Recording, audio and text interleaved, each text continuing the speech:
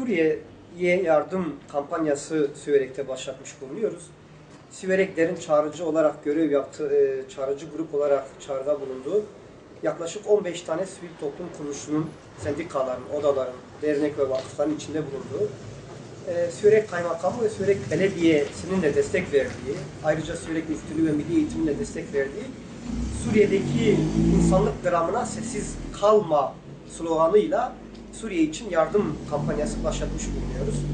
Kampanyamız 31 Aralık Pazartesi günü başladı ve düşündüğümüz ilk kampanya bir haftalıktı. Pazar günü bitecekti ama halkımızın yoğun ilgisi üzerine kampanyayı yaklaşık bir hafta daha uzatmayı düşünüyoruz. Kampanya çerçevesi içerisinde bizler nakit para, gıda, kuru gıda, un, makarna, yiyecek, giyecek, battaniye ve bu bağlam içerisinde gelebilecek muhtelif eşyaları toplamaya başladık. Yoğun bir katılımı var. Bu açıdan Allah hepsinden razı olsun. Bir sadaka, bir belayı def eder sloganıyla başlayan kampanyamız, komşusu açken kendisi tok gezen bizden değildir sloganıyla devam edecek inşallah.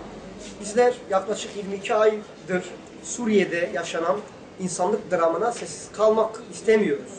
Sessiz kalarak ortak olmak istemiyoruz.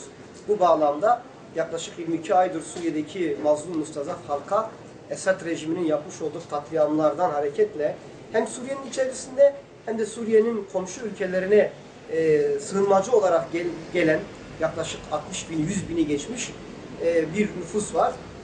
Türkiye'de muhtemelen şu an 150 bine dayandı bu mülteciler. Hem Türkiye'deki mültecilere, ki kendi şehrimizde de 150'ye yakın mülteci aile var, bunlara da bakmak ve Suriye'nin içerisinde de yardıma muhtaç insanlara yardım etmek üzere bu kampanya başladı.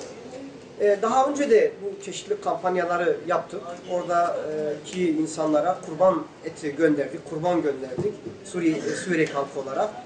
Anestezi ilaçları gönderdik, battaniye gönderdik. Buna benzer çeşitli yardım çalışmalarımız oldu. Yine çeşitli dernekler aracılığıyla. Bu sefer de daha kapsamlı bir çalışma yapmayı planladık. Pazartesiden beridir Siverek halkı yardımlarını getirmeye başladı.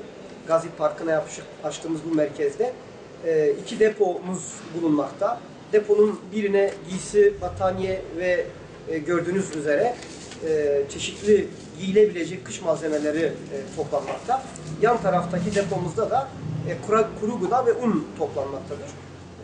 Tüm halkımızın bu yoğun katılımdan dolayı Allah hepsinden razı olsun diyoruz. Ve kampanyamız inşallah bir süre daha devam edecektir. Rabbim mazlum ve mustazaflarla beraberdir.